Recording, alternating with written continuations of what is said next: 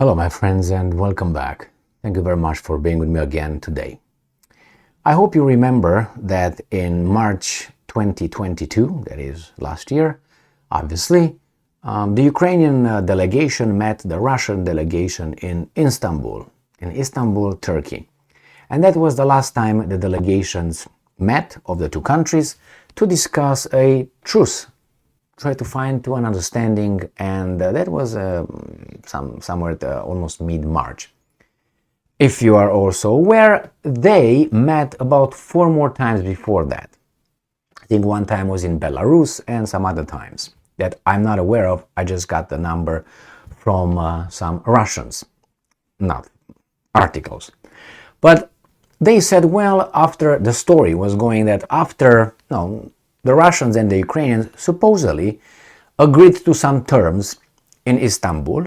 The Ukrainian delegation returned to Kiev, and then the next day, Boris Johnson, then the Prime Minister of Great Britain, showed up unannounced over there, and the Ukrainians informed the Russians that the deal is off.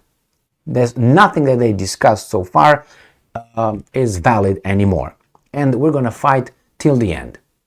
And then Boris Johnson went home.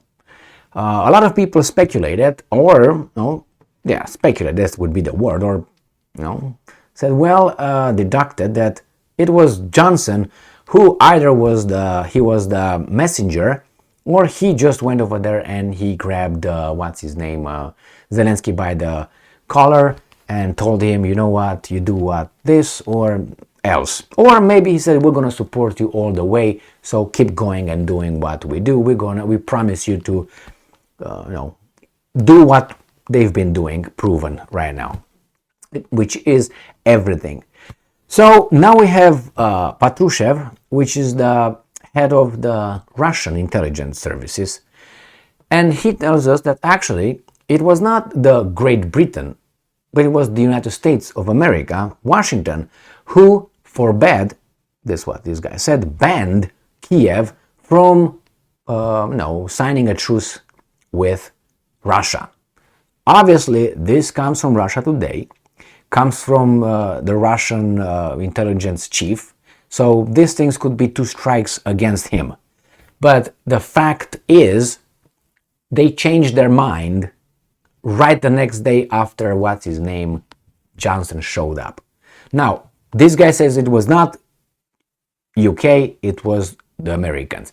I think it was the Americans because, as I always say, on the plantation, on US's plantation, the UK is just a house servant. Everybody else over there is just plantation slave.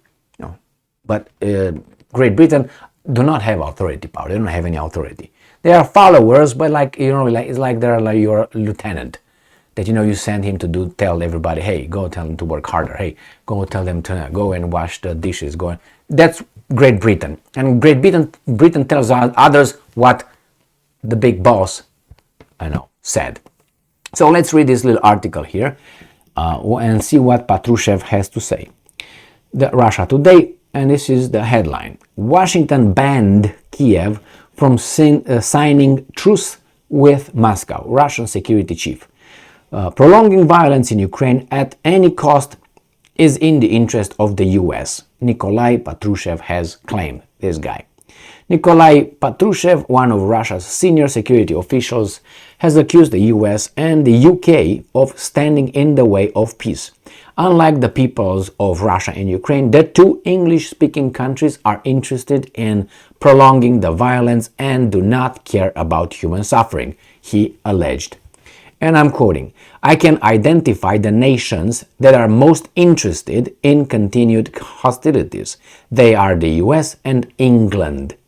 He said on Thursday during a press conference in Belarus, and I'm quoting, and one should clearly realize that they do not care about people dying because it's not their people.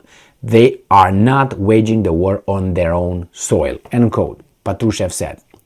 Patrushev, who serves as Secretary of the Security Council, reminded journalists that Moscow and Kiev were on the verge of a truce in the first weeks of the conflict. But the Ukrainian government pulled out of peace talks under US pressure, he added. The official was referring to negotiations in Istanbul, during which Ukraine proposed to pledge neutrality in exchange for security guarantees, to which Moscow previously agreed. And I'm quoting, Russia is not the ultimate target for Western nations, and quote, Patrushev assessed. And I'm quoting, their ultimate target is China. They intend to dominate the world, but that is unacceptable and won't happen. End quote. Patrushev was visiting the Belarusian capital Minsk for a meeting of security chiefs from members of Collective Security Treaty Organization, CSTO, a regional mutual defense bloc that also includes Armenia, Kazakhstan, Kyrgyzstan, and Tajikistan. Russian officials have described the hostilities in Ukraine as part of a larger proxy war waged by the US and its allies against Moscow, aimed at preserving Western powers' hegemony.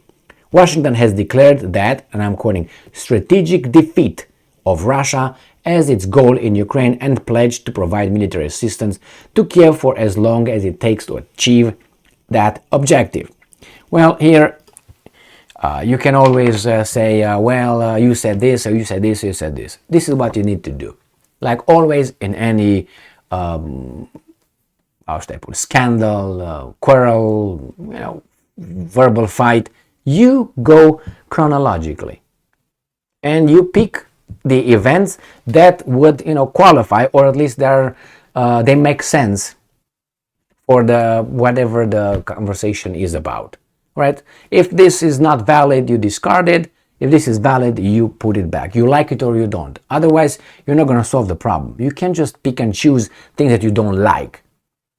You just see if they're valid. If they're valid, you take it. If you want to solve the problem. If you don't want to solve the problem, then you want to do it the way you want to do it, you ignore what runs against your scenario or your script, and you pick only what you like. And obviously, the conclusion will be the one that you want. Well, this is weasel-like. This is when you want to fight in a debate.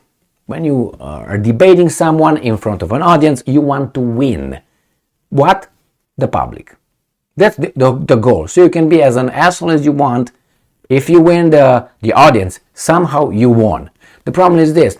Not always truth wins in a debate. But charisma and a certain kind of verbal abilities win in a debate. And the level of the audience as well. Because you can convince 98% of the audience that you won, but they're idiots and you're a weasel. But the two understand exactly what's going on, and you won the 2. But the 2 are quality, the 2%. The 98 are rubble. So he says this. I have, I don't want to say no doubt, because I always leave a little door, because you never know for truth in these kind of situations. But it seems at least dubious or coincidental that that guy showed up over there and then everything just crumbled forever.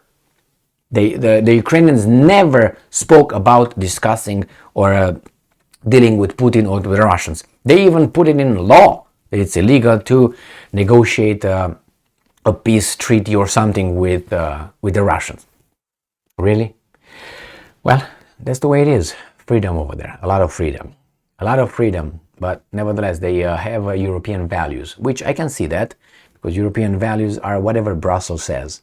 And if you don't do what they say, that's not, you don't follow the European values. Who the hell is making these values? Am I part of Europe?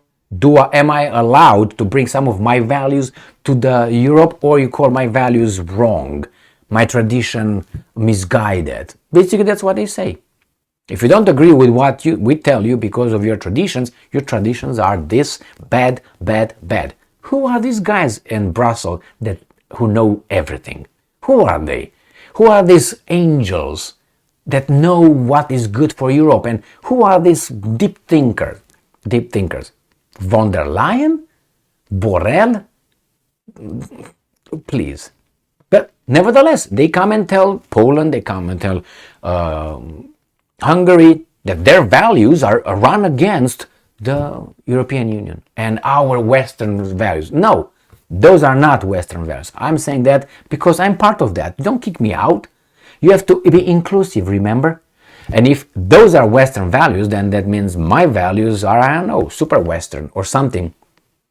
They just use all kind of words. Now, you know, the Russians spoke about the Anglo-Saxon axis against everybody else and so on. Well, if you want to know and want to see if it's true, just pay attention. Just pay attention and see who are the ones.